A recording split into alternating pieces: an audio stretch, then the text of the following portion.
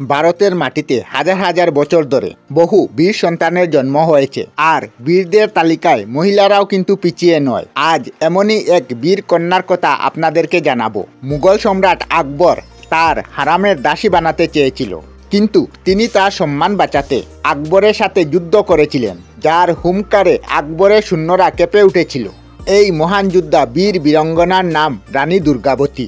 আপনারা ঝাঁসির রানী লক্ষ্মীবাই, রাজিয়া সুলতানার নাম নিশ্চয়ই শুনেছেন, কিন্তু ভারতের ইতিহাসে এমনও বহু যোদ্ধা ছিলেন, তাদের বিষয়ে আমরা খুবই কম জানি। রানী দুর্গাবতী এমনই এক যোদ্ধা যার বিষয়ে খুব কম তথ্যই পাওয়া যায় ইতিহাসে, তবে আপনি জানলে অবাক হবেন।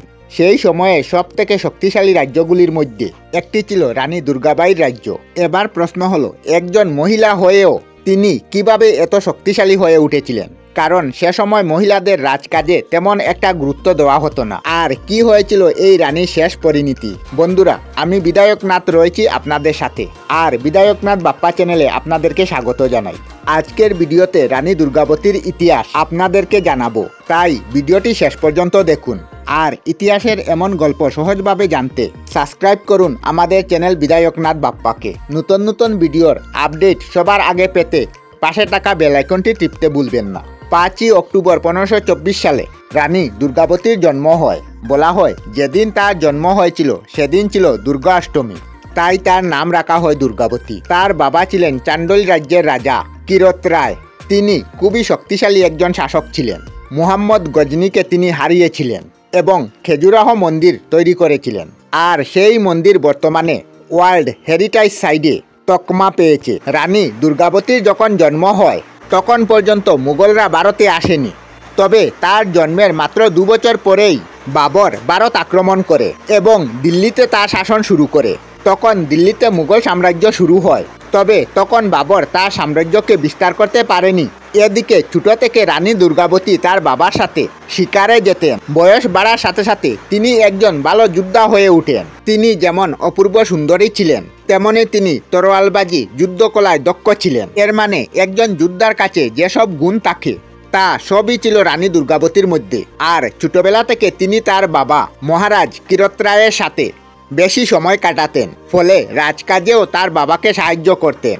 এইভাবেই তিনি রাজ্য শাসনের দক্ষতা অর্জন করেন। যখন তিনি বিবাহযোগ্য হন তখন তার বাবা তার জন্য কোনো ভালো রাজপুত্র খুঁজছিলেন, তবে রানী দুর্গাবতী দলপত শাহকে পছন্দ করতেন। তিনি দলপত শাহর বিরুদ্ধের কথা শুনেছিলেন, আর এই কারণে তিনি তাকে পছন্দ করতেন। তাই রানী দলপত রায়ের সাথে বিবাহ করেছিলেন। দলপত শাহ ছিলেন গোন্ডওয়ানা রাজ্যের রাজা। 1542 সালে রানী দুর্গাবতী এবং গোন্ডওয়ানার রাজা দলপত শাহের বিবাহ হয়, তবে বিবাহের মাত্র 4 বছরের মধ্যে দলপত শাহ মারা যান। তখন রানীর ছেলে বীর নারায়ণের বয়স ছিল মাত্র 3 বছর, ফলে তার পক্ষে রাজ্য শাসন করা সম্ভব ছিল না। তাই রানী দুর্গাবতী নিজেই রাজ্য শাসন করবেন বলে ঠিক করেন।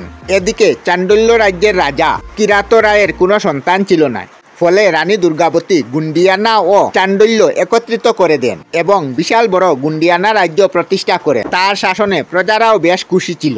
রানী তার রাজ্যের সামরিক শক্তি বৃদ্ধির জন্য বেশ গুরুত্ব দিয়েছিলেন।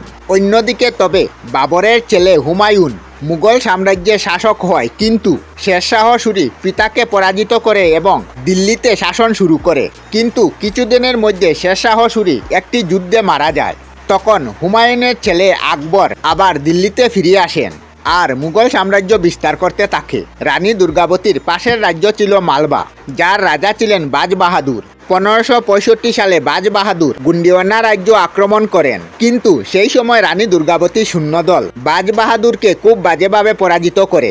এই যুদ্ধ জয়ের ফলে রানী দুর্গাবতীর নাম চারিদিকে ছড়িয়ে পড়ে। অন্যদিকে আকবর উত্তর ভারতের বিভিন্ন রাজ্য জয় করতে করতে মধ্য ভারতের দিকে এগিয়ে আসছিল। 1562 সালে আকবর মালওয়া রাজ্যের বাজ বাহাদুরকে পরাজিত করে এবং মালবা দখল করে নেয়। এর ফলে মুঘল সাম্রাজ্য এবং গুন্ডুয়া রাজ্য পাশাপাশি এসে পড়ে। আকবরের সেই সময় একটি লক্ষ্য ছিল সারা ভারতকে মুঘল সাম্রাজ্যের অধীনে নিয়ে আসা। এদিকে তার সেনাপতি আসাফ খান আকবরের কাছে রানী দুর্গাবতীর সৌন্দর্যের কথা বর্ণনা করতে থাকে। আকবর তখন রানীর কাছে প্রস্তাব দেয় বিনা যুদ্ধে তার রাজ্য সমর্পণ করতে।